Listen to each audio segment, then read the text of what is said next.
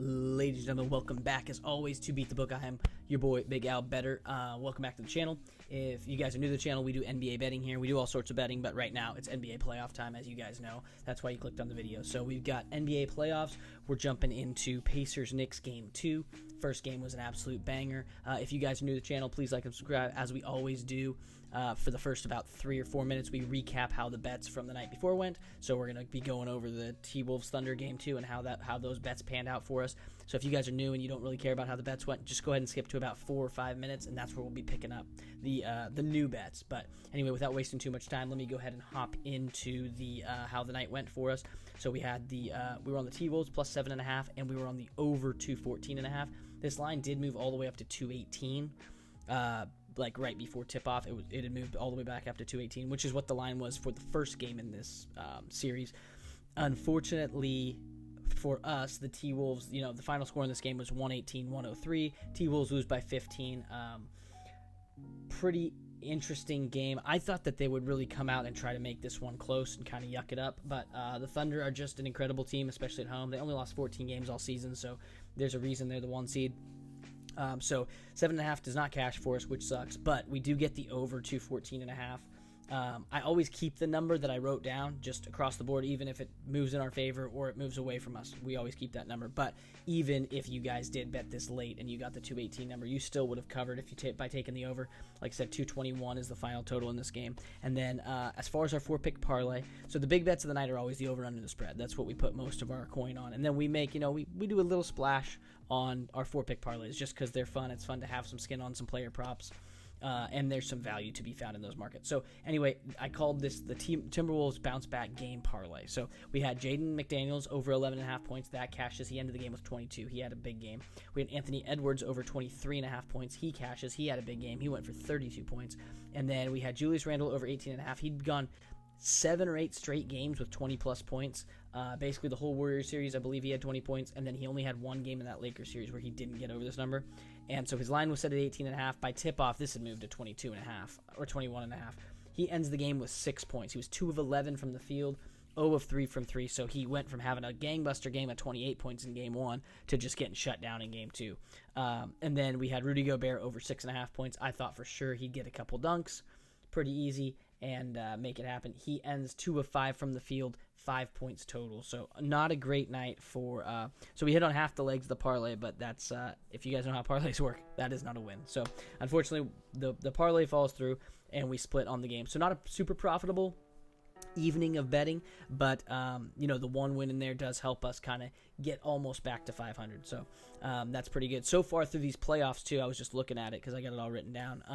We've gone 4 of 6 on the over-under spread picks. So first game we split, set the Knicks Pacers. We got the over-under and the spread correct, and then for this last game we split again. So 4 of 6 so far through 3 games is not bad at all. We're gonna try to keep this train rolling and stay pretty profitable. But that's a 60+% hit rate. So that is that's pretty profitable. That is, to be a professional, quote-unquote, gambler, you just have to hit over 54% to be profitable. And so 60% is definitely within that 54% number. So anyway, that's all I've got for the recap. We're going to go ahead and jump into today's picks. So we've got the Pacers taking on, let me just clear this here, and I'll switch we'll switch the screen here.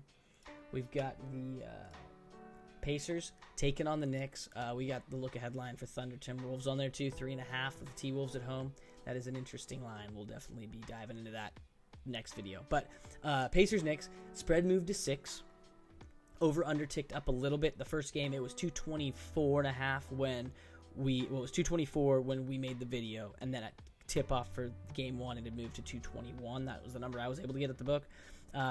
So it takes a touch higher. The last game got really high scoring. They were in the 270s because of the overtime, but they got to 240 something, 243, 244, something like that, going into the overtime period. So we're going to be on the over again, 225.5.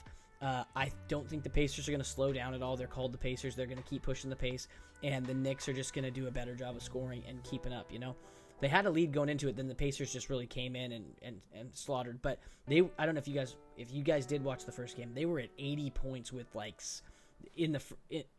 early in the second quarter, they were already 80 points. And I was like, yo, my sister was watching the game with me. I was like, we're flying over this over. Like, they were over 130 at halftime. And I was like, dang, we only need 90 points in 2 quarters of basketball to get this over. I felt pretty good about it. So we're going to run it back with the over.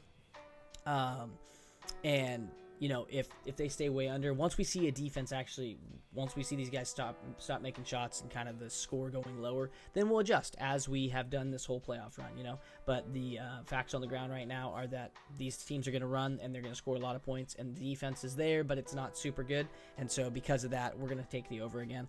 And then as far as the side, I kind of went back and forth. I want to take the Pacers again. We're on the Pacers. Like, I think the Pacers win this series personally. They already did what they need to do. They stole game 1. I think, obviously, you want game 2, but if you don't get game 2, you get the next 2 games in your place. So I think the Knicks are going to come out desperate, and I think they know they need this game. And I think the book moved this to 6, because for the first game it was 4.5. So with the Pacers winning it, they move it to 6. I think they want everybody on the Pacers, because it's like, oh, I can get the team that just walked into the Garden and won, and I get 6 points. That feels like a lot for a team that's actually played really good in these playoffs. So I'm going to just fade what Joe Public, I think, is doing, which is going to be taking the Pacers. I want to take the Pacers, but I'm going to do the opposite of what I want to do, because I think the book wants us on the Pacers, if that makes sense. That's my thesis. If you guys think it's dumb, just do the opposite. Take the Pacers, take the points, and, you know, enjoy the game. But we're going to be on the Knicks here, -6. I think they need this game. I think they're going to come out, like I said, aggression. They had a 20-point lead with 2.5 minutes to go, 18-point lead. It was something crazy in that first game, and then the Pacers come on strong.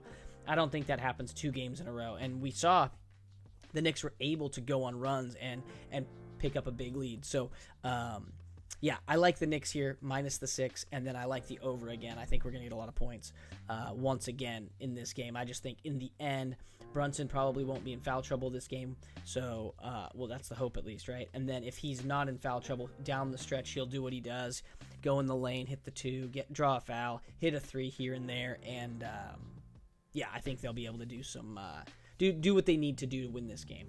So that is what I like there as far as the over-under spreads. And now for this 4-pick parlay, which next season when we do the NBA videos, I don't know if I'm going to be doing 4-pick parlays. We might switch it to a 3-pick parlay. We might just take one prop bet I really like for the game. I don't know how we're going to do it. For the rest of this season, we're going to stick with the 4-pick parlays because we've just been doing it. But they haven't been hitting as high of a clip as I would have liked. So next season, we'll definitely be looking into switching that up a bit. But let's go ahead and open up the prop market here. I'm going to switch the scene. I think this is easier for you guys to kind of see what's going on. But anyway, we're going to go to PRA, player combos, right? Go ahead and scroll down a little bit here to the wheel. And we're gonna go ahead and take Josh Hart again. He's been great to us this whole playoff series, right? He's just an Iron Man. We're gonna take him for 25 plus PRA. It's -280, which isn't the greatest of numbers, but that's fine. We're making 4 picks, so it's gonna add to it. But Josh Hart, he's been consistently getting over this number. Like they even show your average here on DraftKings. So 28.8 has been his average. He's been absolutely killing it. He got to 28 last game, so we're gonna trust him to get 25 again. Then we're gonna go ahead and scroll down a little bit more. We're gonna take Obi Toppin for his line of 13 plus. He just went for 18. He had 10 boards and 8 points, no assists, which is fine.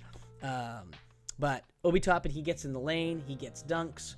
I expect him to actually score a couple more points, but we took him a lot in the last series, or maybe not a lot, but we took him a couple times in the last series, and he was consistently getting, inside that 10 to 14 PRA. So this is a touch high, but he's been playing great ball, and as you see there, their average says he's 15.8. I don't really trust these averages. It's cool they throw it in there. I don't really pay attention to it. I go through on my own and just kind of see how the game's lined up for players, and he's coming off an 18 PRA game, and really just a points plus rebounds game, so I like him for 13. Next, we're going to go ahead and jump to 3-pointers, and we're going to take Karl Anthony Towns. We'll scroll down here. Boom, boom, boom. Karl Anthony Towns. So for him at 2, it's -175, but we're actually going to click that to a 3 at +180. He hit 4 of 8 in the last game, but he's taken 8. I expect him to come in and probably shoot at least 8 again. And if the Knicks get a bigger lead, I think he'll even shoot more. Like when you're not shooting, I don't think you're shooting as many threes in a closer game, but once your team has a lead, which I expect the Knicks to win this game and cover for us. So if they have a lead going into it, then that's when you feel a little more free to throw it, because every 3 just feels like a dagger. So anyway, I like Cat here for three threes. We know he's going to shoot a bunch of them. He's going to shoot at least 6. If he goes 50% again, we cash this, and I think he probably ends up shooting 8 or 9. So I mean, he's self-proclaimed himself as the best, best three-point shooting big man in the league or whatever. So I think he'll take a bunch of these. And then our final line is going to be in player points, and we're going to be taking Jalen Brunson for 30-plus points. It's just kind of where his line set, 29.5 is over-under. But this is a plus 1,100 over on DraftKings right now. Don't know what it'll be when you guys actually, see the video and go build it yourself. But at the moment of recording, it is plus 1,100. So that's Josh Hart, 25-plus points, rebounds, and assists. Obi Toppin, 13-plus points, rebounds, and assists. Karl-Anthony Towns, 3 3-pointers, and then Jalen Brunson, 30-plus points. I think Jalen Brunson's going to have another banger of a series. He's been scoring tons of points, and if this game is close at all down the stretch, we know the ball's going to be in Brunson's hands. He's going to be drawing fouls. He's going to be going to the free throw line, and he's a pretty darn good free throw shooter, so I don't mind that at all. Actually, we had done this a couple times. We take that out, and we throw in his over-under instead. Does it change it at all? No, it's the exact same. Okay. Sometimes if you take the over-under versus taking like an actual line, it'll adjust the number a little bit, even though it's just that half point.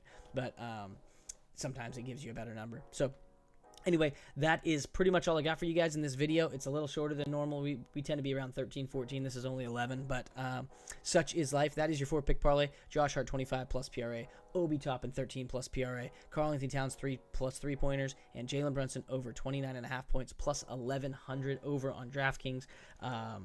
Yeah, that is pretty much what I got. And then we're also on the over 225.5 for the game, and we're on the Knicks -6. As always, guys, let me know in the comments what you agree with, what you disagree with. And, yeah, thank you as always for tuning in. If you guys are new, please like and subscribe. I'll catch you guys tomorrow. Peace.